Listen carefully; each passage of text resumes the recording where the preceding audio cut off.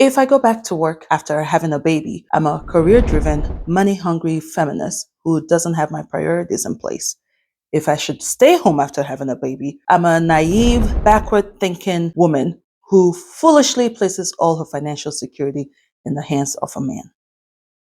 The crazy part is, depending on what side I decide to go on, I can find support for my argument. I can find content to show you why the other side is wrong and why the other side has it twisted. I was initially going to speak on both sides, the working mom and the stay-at-home mom, but then I decided, you know what? Let me just focus on the main reason why I was inspired to do this video. I'm seeing a lot of content, be it video, be it post, that act as though women who choose to work have their values in the wrong place, and they have their priorities messed up, and they've been deceived by the media, and dare I say it, they've been deceived by the left and by feminism to pursue money rather than their home, which is what they are supposed to do, and what in some cases what God called them to do as women. And they are foolish to waste their time being pulled in corporate and home rather than settling in on home. They've been deceived to work twice as hard rather than this wonderful path that, in some cases, what people say, that God has laid for us, which is the man goes out there and the woman stays home. And I see those content and I'm just like, I'm actually disgusted. We forget there was a time when the only option we had as women was to stay home and focus on the home and the children. If it was that good, if it was that great and grand, feminism would have nothing to stand on. Because who wants to leave the comfort of home and slave away? Yes, slave away in a 9-to-5. Especially back then when women were secretaries and taking positions that were under the man and they could never go higher. And they were going through rhymes with extra harassment. Who would choose that over being home with the children? Perhaps it's because there were several issues with being a stay-at-home mom.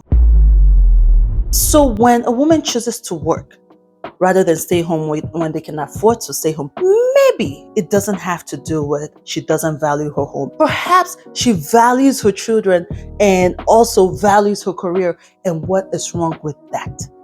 The goal is that at the end of our active parent phase, when the kids leave home, they have a good report and we have a relationship with them. If I think I can better achieve that goal by focusing all my time and my career time at home, then that's what I should do. However, if I believe I would be a better mom, I have a better chance at achieving that goal by being a working mom, because I'm the type that need to have my own thing going and I need to have another identity other than mommy, then that is what I should do. We assume we are all the same because we share the same anatomy. But even if you take a look at the anatomy, we're all built different. Why can't we understand that we are also all built different? What makes me thrive is different from what makes the other person thrive. Not everyone can thrive as a stay-at-home mom. Not everyone can thrive with getting pulled in different directions. Some people do. I started off thinking, the heck, I will not stay home. Look at me now. I was like, Okay. What you are witnessing right now is you may pay the mortgage, but you don't call the shots. All right, so if we're being honest, both options that we have as moms in the States in 2023, I'm not going to touch on working from home yet, because let's just keep this video focused. They both have pros and cons that can have effects. None of them guarantee that you would be a good mom. What makes sense to me is that you take a look at both options, the pros and cons, and figure out what works best for you in your reality. Because sometimes that decision goes beyond what you like. And you have to factor in several things other than just the income. You have to figure out other things. One of them I've discussed is your spouse, the type of spouse, partner, for those that are not married, type of partner that you have. And perhaps, given what you've seen, it may not be a good idea. He may not be the type of person that will do well with the pressure of being the sole provider of the home. Or you feel more secure having your own income with this personality. It doesn't mean you can't be with this person. It's just, his negatives don't work well with me being a stay-at-home mom. There are other things to factor in. When you've considered all those things and you've picked a side, you look at the cons, and now your focus is going to be, how can I minimize the cons? So if I've decided to be a working mom, I know the truth is this limited time with my kids. That's a fact. So now you focus on, all right, how can I make that limited time quality time and do all that I need to do so that I can achieve the ultimate goal, which is to have a good relationship with my kids when they're out of the house. My focus as a stay-at-home mom would be trying to minimize the con of being focused on running the house and I don't actually raise the kids right, because I've misconstrued seeing the kids as spending time with my kids, or the bigger con of getting back into the workforce when the kids are gone. How do I make sure I'm so valuable? So each side has cons we have to deal with. And some of the things, the negative things that are being said for both sides, there's some truth to it, right? So as a stay-at-home mom, when someone goes, well, what a waste of education. You didn't need that education if you're just going to stay home. If we're being black and white, they're right. I don't necessarily need that calculus to be a stay-at-home mom. But you know where they're wrong? When the kids leave home, I'm still a college graduate. Do I not go to college because there's 20 years in my life? I don't need it. We're just being black and white. There are other ways we need it, but I don't need it. How about the other 60, God willing, 100 years after my kids leave the house? Am I not going to be able to use it? And don't we have a lot of working people that are not using their current degree? So are they right? Yes. Are they wrong? Yes. Do women stay in the workforce because I'm woman and I can have it all? Yes. Is that wrong? No. A woman goes, I never want to be in a position where I am dependent on a man, or in a position where I'm in a relationship because I need my partner. I never want to be in that position. What's wrong with that? Doesn't she have a valid point? Haven't we had situations where there's financial abuse, emotional abuse, physical abuse because they control the purse? Isn't that a case? Listen, you can raise two kids in the same environment as a stay-at-home mom, and they will turn out two different outcomes. One kid goes, I love my mom was always there. I love my mom wasn't working and she was focused on us and we had home cooked meals most of the time. And the other one goes, that would never be me. I wish my mom had other things going because she was just always on us and it felt like we were her whole life. I don't want that. Here's what we need to do. Rather than focusing on vilifying women who have decided to work and trying to convince them that they've been brainwashed by society and feminism and all the isms, how about we focus that energy on having the government work for us? Have the government enact policies that help us moms and helps our families. Policies like part-time jobs with good benefits. So we don't have to put in 40 hours.